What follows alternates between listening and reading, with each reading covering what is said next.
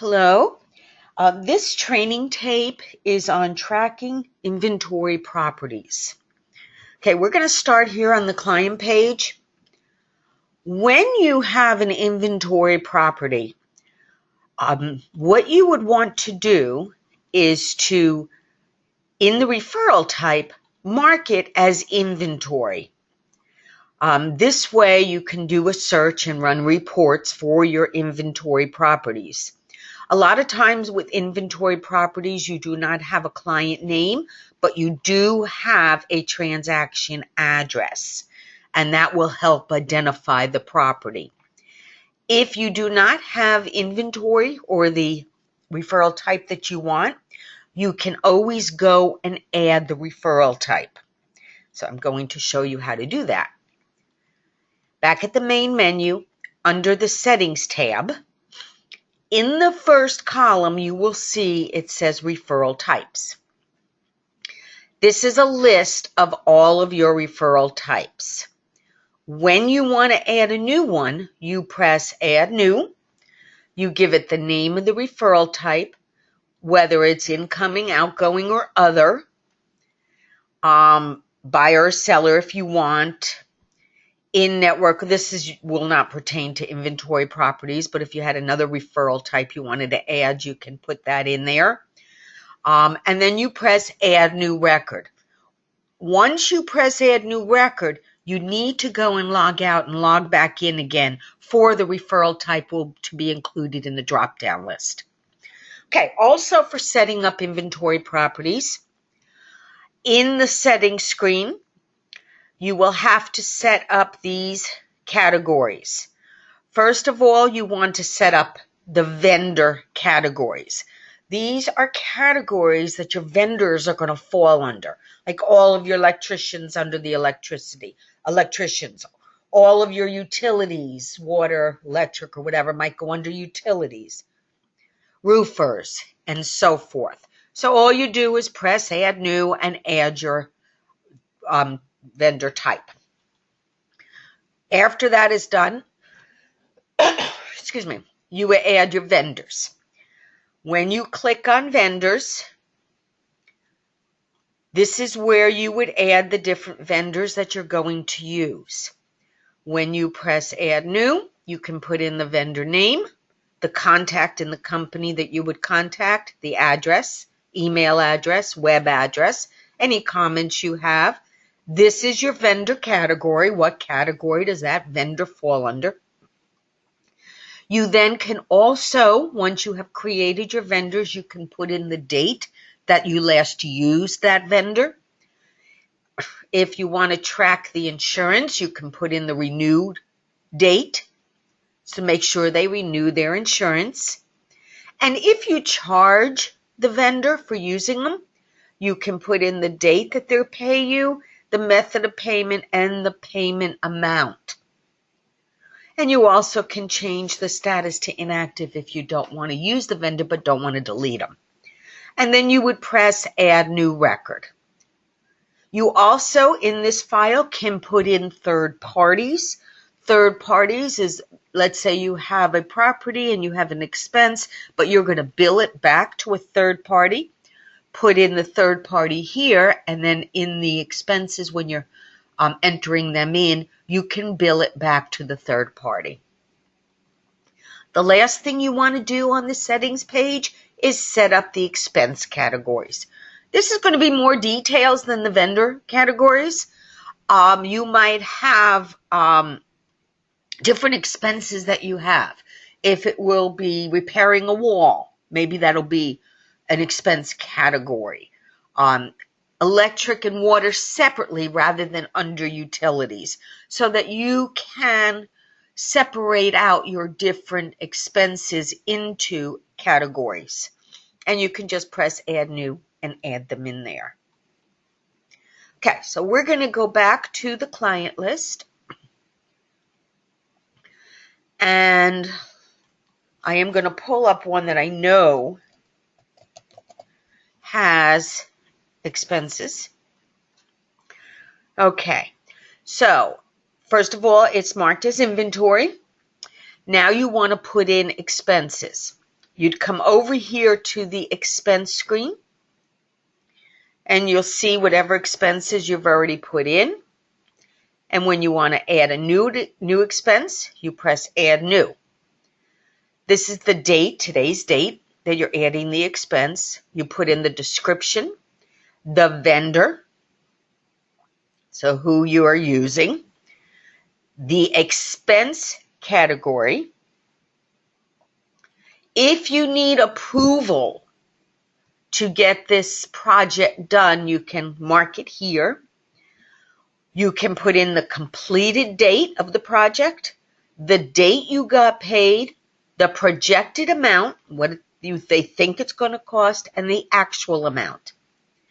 The start date, stop date, and transfer date are for your utilities. So if you want to keep track of that, you can.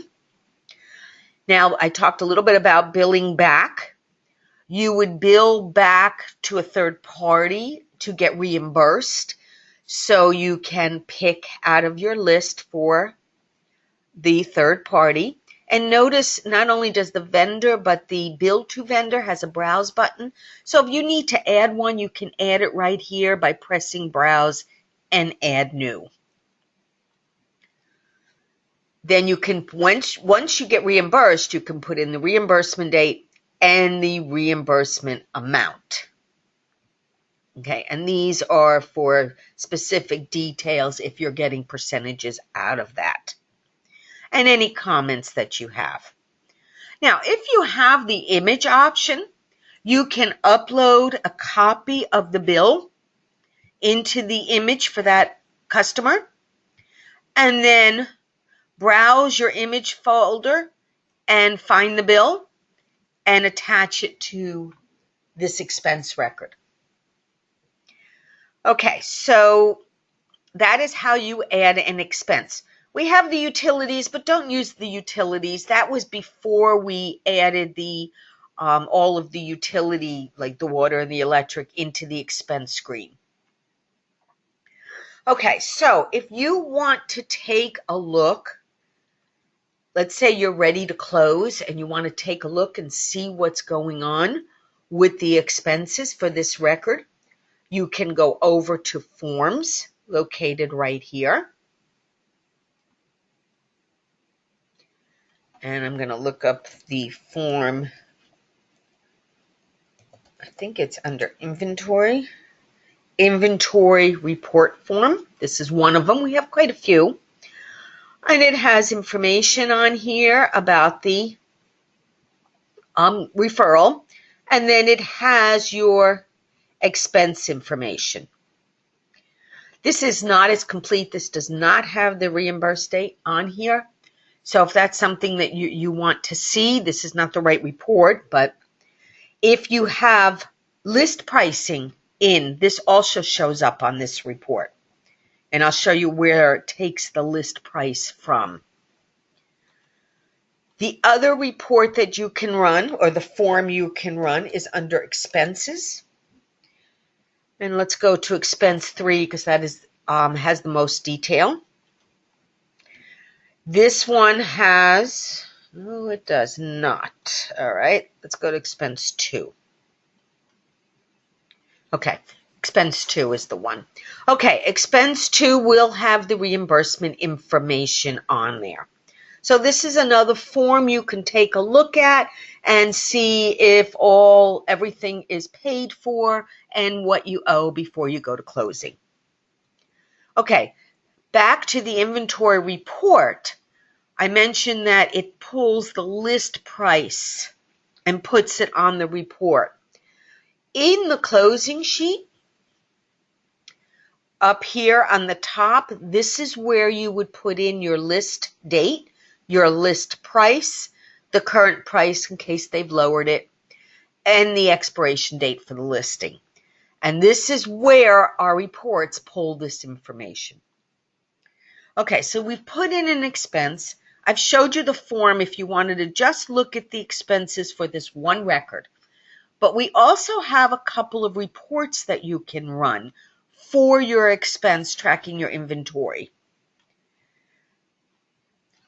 So I'm going to look under expense in the reports, and we have a couple. The expense summary. This will look at all of your referrals, and you can filter out the ones that you want to see. So let's say I want to go back. I think I have to go back a couple years.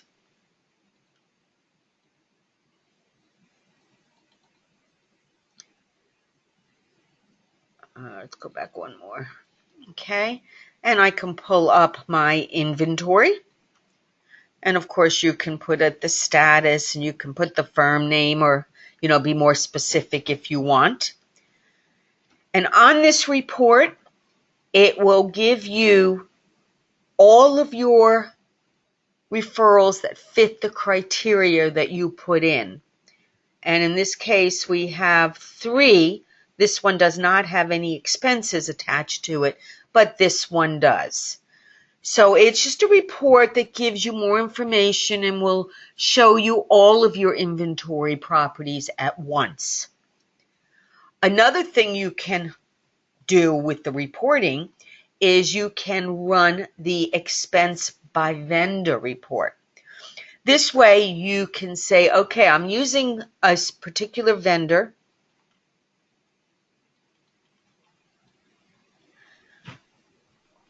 And let's say ABC Electric, and then here's the expenses. Let's see if I can make this bigger. Here's the expenses for that vendor. This is what that vendor did for you in the past, whatever date you put in, time period. So you can run this report and just look at how many times you used the vendor and what they did for you. So that's another report that you can run for your inventory properties. So I hope this has been helpful. Have a great day.